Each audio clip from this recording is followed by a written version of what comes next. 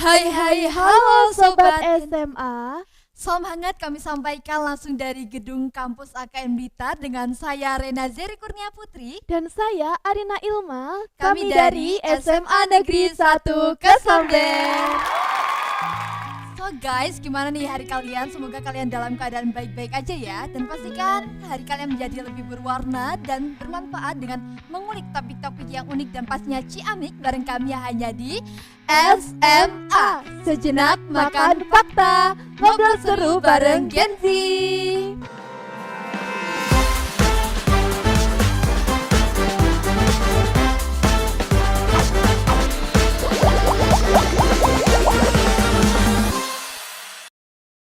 Nah Kak Ilma, ngomong-ngomong soal Gen Z nih ya, kita kan masuk ke generasi Z, yang dimana kita sendiri itu sudah terlahir di zaman yang serba modern dan serba instan lah. Ya, bener banget, Kak. Nah terlebih lagi pasca COVID-19 kemarin nih Kak, kan teknologi sangat berkembang dengan pesat sehingga mengakibatkan kayak generasi muda ini sebenarnya overthinking gitu ya.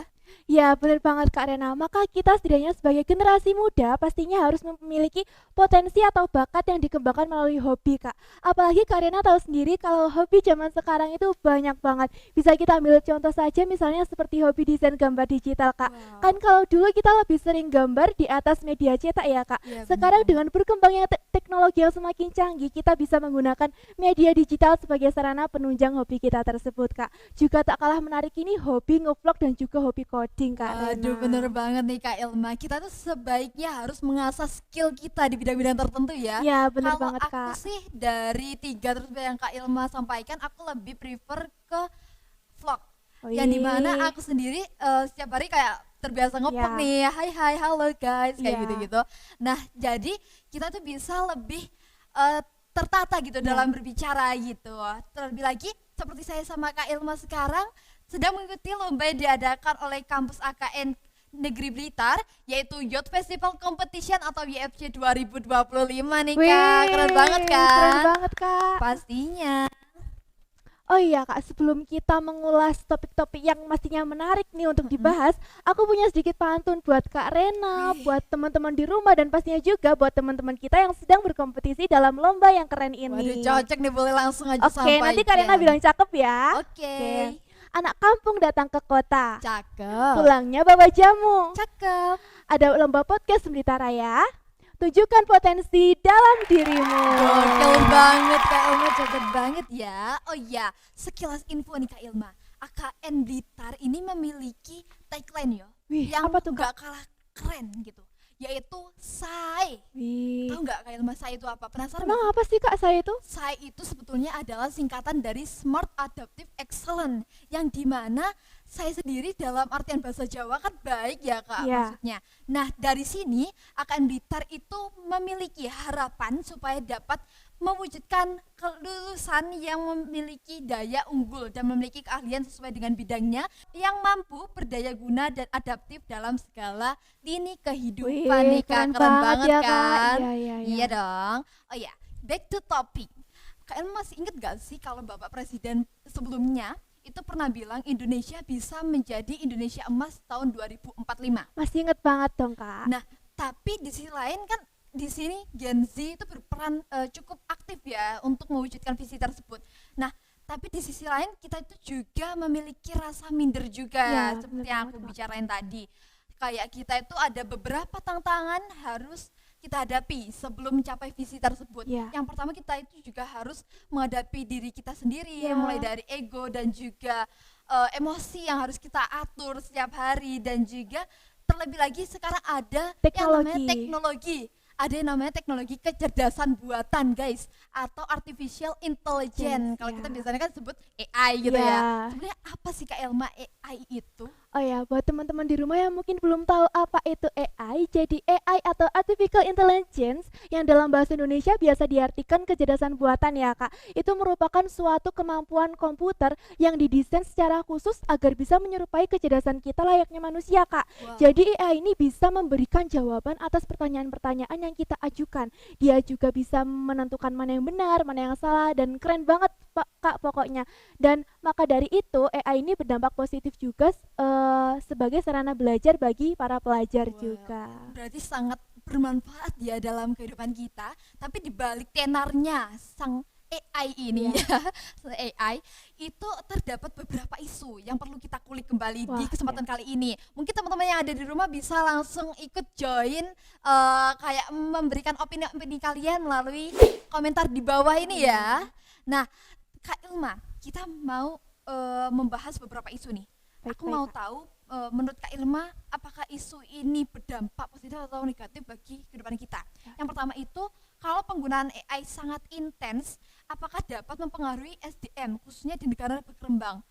Kita untuk pembahasan kali ini kita berpatok ke pekerjaan. Nah, pekerjaan mungkin kalau di negara berkembang khususnya Indonesia itu masih belum berdampak lah ya untuk sekarang, masih belum kerasa, tapi tidak luput kemungkinan juga kalau 20 atau 30 tahun mendatang nanti gitu. Akan cukup kerasa. Misalnya aja kayak di negara tetangga kita itu sudah ada yang namanya robot pelayan, dan itu kan menggunakan kecerdasan buatan sehingga mengakibatkan beberapa prospek kerja menjadi agak surut gitu, agak mengecil ya Kak. Iya, kalau menurut Kak Ilma gimana sih? Kalau menurut aku memang itu sangat berdampak signifikan ya Kak. Mungkin kalau sekarang belum kerasa, tapi di negara-negara lain itu sudah banyak tersebar gitu loh Kak.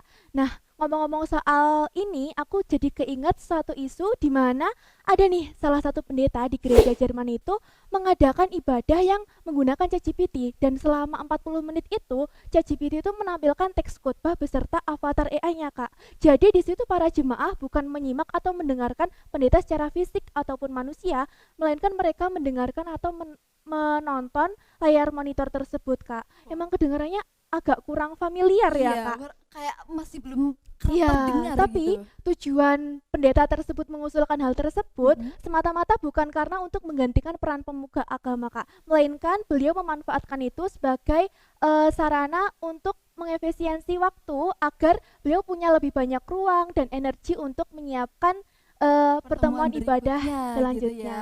Berarti memang AI ini sangat canggih gitu ya kalau dimanfaatkan betul-betul. Nah, tapi aku juga pernah lihat di beranda media sosial aku itu sempat lewat ada pemuka agama dari agama tertentu itu memberikan ceramah lah, tapi dapat dipastikan kalau ceramah tersebut itu sebetulnya melenceng dari norma agama.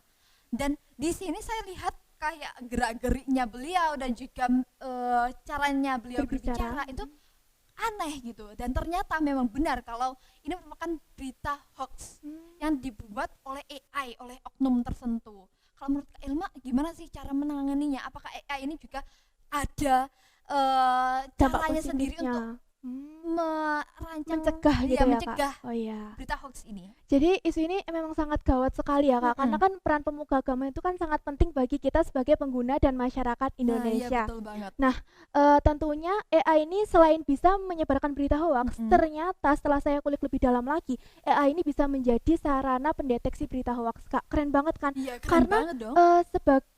selain untuk menyebarkan, AI ini juga bisa untuk mencegah atau menyaring berita hoax. Jadi bisa memilah ini mana berita yang nyata, mana berita yang cuman main-main aja. Jadi tinggal kitanya aja nih mau memanfaatkan atau mau menyalahgunakan Kak. Wih, canggih bener ya, gokil banget sih AI ini.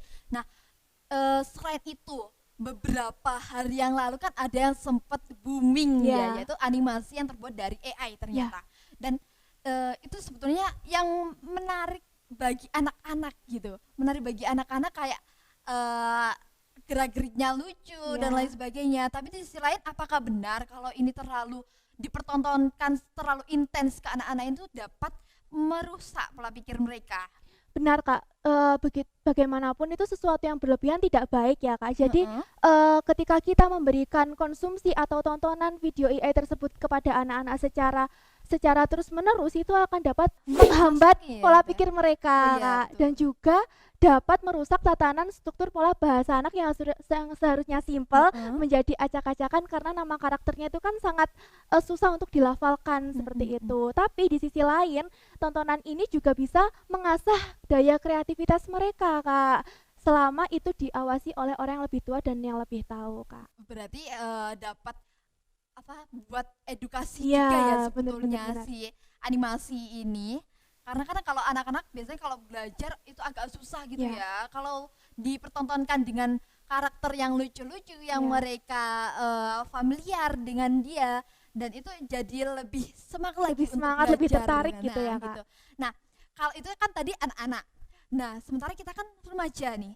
Sebetulnya saya juga menggunakan AI untuk pembelajaran gitu, untuk mencari referensi dan sebagainya. Tapi juga banyak orang yang ternyata menyalahgunakan karena terlalu intens dia menggunakannya. Iya.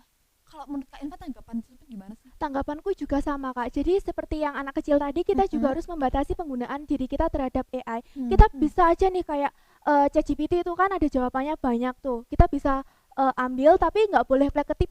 Kita harus bisa berpikir dengan pemikiran kita. Kita harus confident lah dengan otak kita kalau kita tuh bisa jawab. Kita juga bisa renovasi jawaban dari ChatGPT tersebut. Jadi biar otak kita tuh nggak mati, nggak terpaku sama ChatGPT aja, Kak. Oke, berarti banyak banget ya Iya. manfaatnya, dan ternyata dari banyaknya manfaat tersebut ada juga dampaknya yang cukup intens gitu loh bagi Iya. kehidupan kita. Nah, jadi pada intinya ya teman-teman, AI ini memiliki banyak fungsi, banyak manfaat buat sarana hiburan, buat sarana edukatif dan lain sebagainya. Tapi jangan sampai kita itu menyalahgunakan penggunaan AI ini sendiri.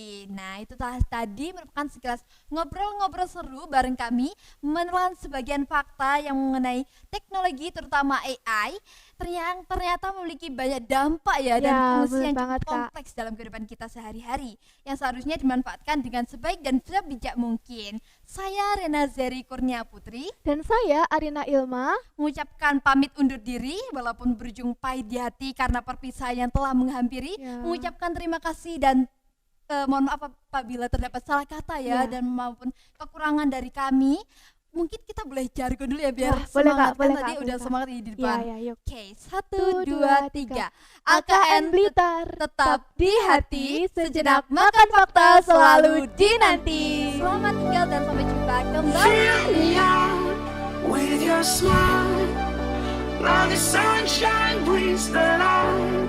Fill me out with a flame. I will